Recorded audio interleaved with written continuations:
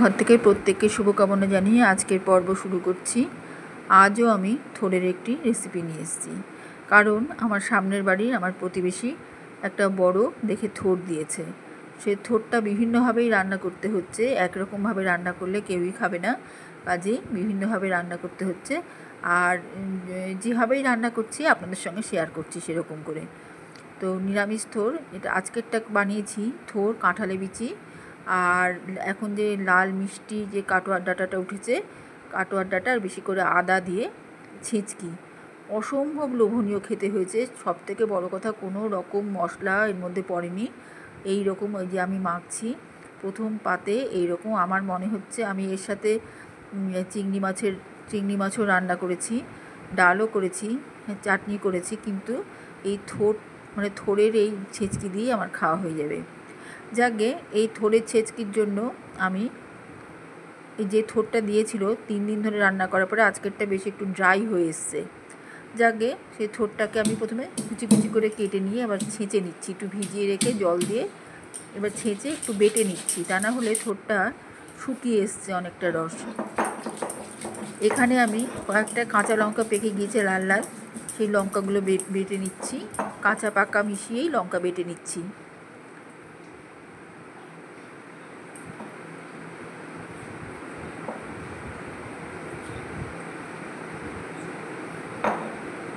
লঙ্কা butter পরে আমি একটু আদা ছেঁচে নিব।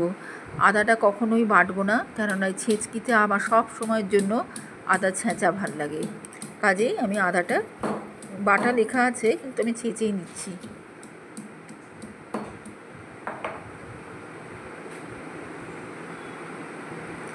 হয়ে গেল আদা ছেঁচা।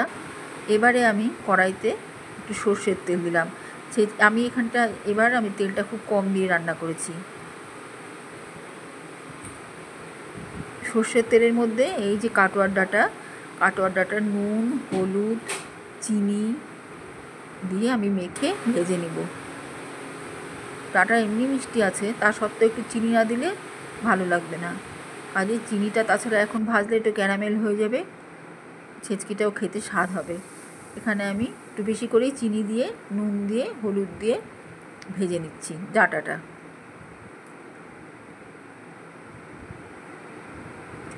ডাঁটা ভাজবো এমন করে যাতে ভিতরের শাঁসটাও নরম হয়ে আসে, আর উপরে যে একটা লাল কোটিং থাকে সেটা কিন্তু আমি আঁশ বা যাই হোক ওটা কিন্তু আমি ছাড়াইনি। খাওয়ার সময় ওই শাঁসটা এরকম টেনে খেতে খুব ভালো লাগে।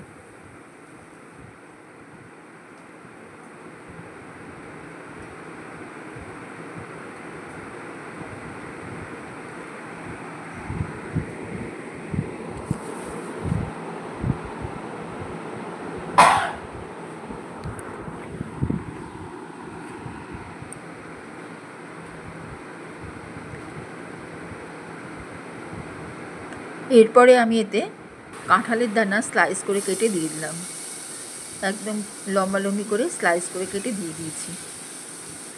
এটা আমি সেদ্ধ করিনি, ডাঁটাও সেদ্ধ করিনি, সেদ্ধ করলে কি এই ছেঁচকির স্বাদটা কমে যাবে। যেহেতু এখানে কোনো রকম মশলা টশলা কিচ্ছু দিচ্ছি না। এবার আমি এই দুটো ভালো করে ভাজবো, ভেজে নিব, লাল লাল করে ভেজে নেব। এরপরে বেশ কিছুটা ঘি দিয়ে দিলাম, আমি অল্প দিলাম, আর একটু বেশি হলে ভালো হতো।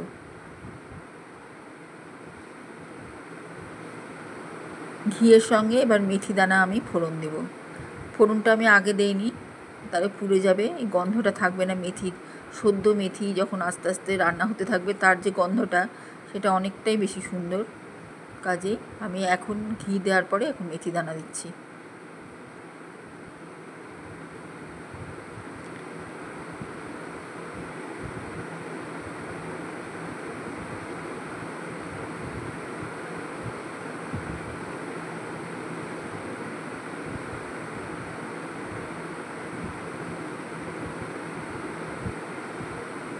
মোটামুটি এটা রান্না হয়ে এসছে, এবার শুকনো লঙ্কা দিয়ে দিলাম। এটা ভেজে নিলেই ফোড়নের গন্ধ বেরোবে। এর মধ্যে একটু জল দিয়ে দিলাম। এই মশলা শুদ্ধ, ফোড়ন শুদ্ধ। এবার কাঁচা লঙ্কা বাটা, যেটা বাটলাম একটু আগে, ওটা দিলাম। সব দিয়ে একটা একটা গ্রেভি তৈরি করলাম।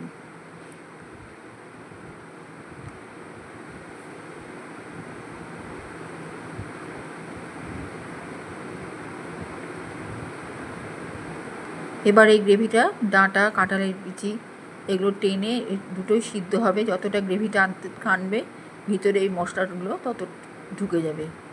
এবার আমি আদা ছেঁচা দিলাম। এখানে আদাটা বেশ কিছুটা পরিমাণে যাবে, কেননা আদার যে গন্ধ সেই গন্ধেই এটা রান্না হবে। আদার ফ্লেভারটাই এই রান্নাটা শেষ হবে, মানে আদার ফ্লেভারটাই থাকবে এই রান্নাটার মধ্যে।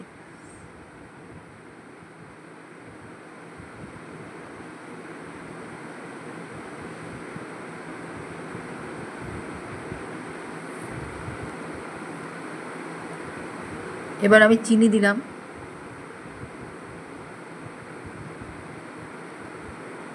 রান্নাটা একটু মিষ্টি মিষ্টি হবে। প্রথমেও আমি অনেকটা চিনি দিয়ে ডাঁটাটা ভেজে নিয়েছি, এখন চিনি দিলাম। এবার দিলাম থোড় বাটা, যে থোড়টা একটু ছেঁচে নিয়ে বেটে নিয়েছি, কাঁচা থোড়, সেটা এটা দিয়ে দিলাম। এবার সব শুদ্ধ কষাবো।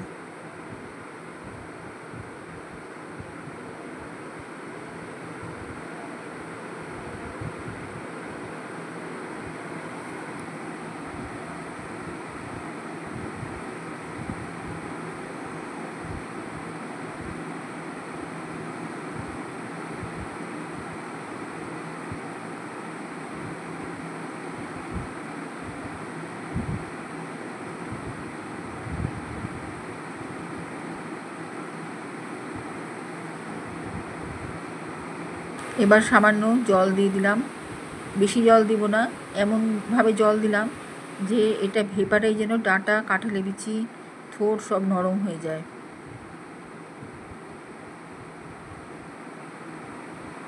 এই যে ভেপারটা দেখা যাচ্ছে, এর উপরে আমি একটু কালারের জন্য একটু হলুদ দিয়ে দিলাম, আর একটু নুন দিলাম সামান্য।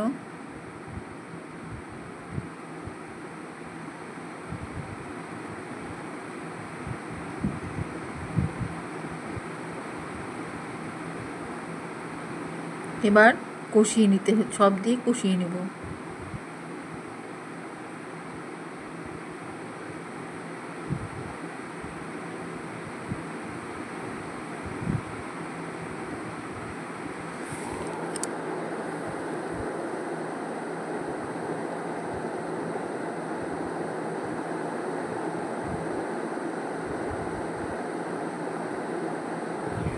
এবারে ভালো করে ভাজা ভাজা হয়ে এসছে, পুরো জলটা টেনে নিয়েছে থোড়, ডাঁটা।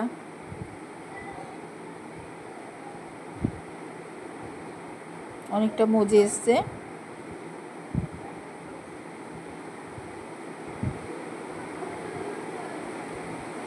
ডাঁটাও ভেপারে নরম হয়ে এসছে।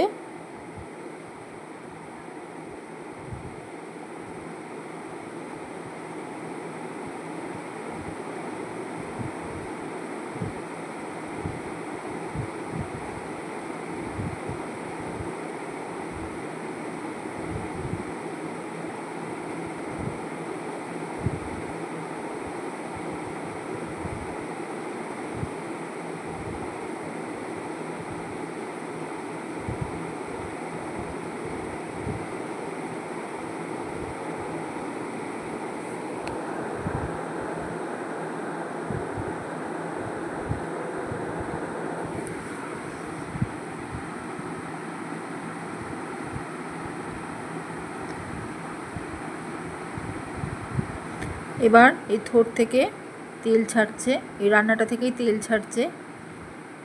যে তেলটা এতক্ষণ টেনে নিয়েছিল কষানোর ফলে তেলটা ছেড়ে দিচ্ছে আস্তে আস্তে।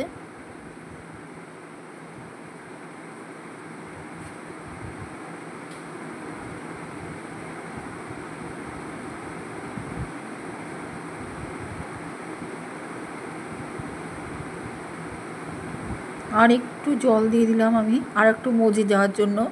তবে যতটাই মজবে খেতে তত ভালো, মুখের মধ্যে যখন আমরা খাবো তখন তত সুন্দর লাগবে খেতে, সফট হয়ে যাবে জিনিসটা একেবারে মজে।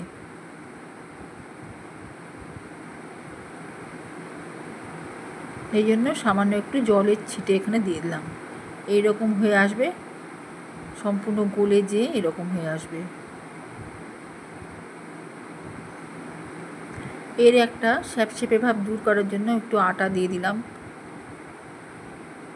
থোড়ের যে রসটা, ওর একটা স্যাপস্যাপে ভাব থাকে, ওই ভাবটা দূর করার জন্য একটু আটা দিলাম। ঘি আমার দেয়া আছে, আর আমি কিচ্ছু দিব না এর মধ্যে। সামান্য একটু আদা ছিল বাটির মধ্যে, ওটুকু দিয়ে দিলাম।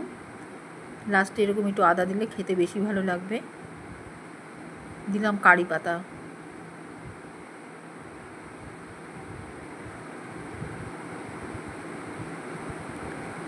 যেহেতু রান্নাটায় আমি কোনো রকম ফোড়ন দিইনি, ফোড়ন দিয়ে কষাইনি, কাজেই লাস্টে শুকনো লঙ্কা একটু তেলে ভেজে এর মধ্যে দিয়ে দেবো। শুকনো লঙ্কার ফ্লেভারটা এখানে চলে যাবে।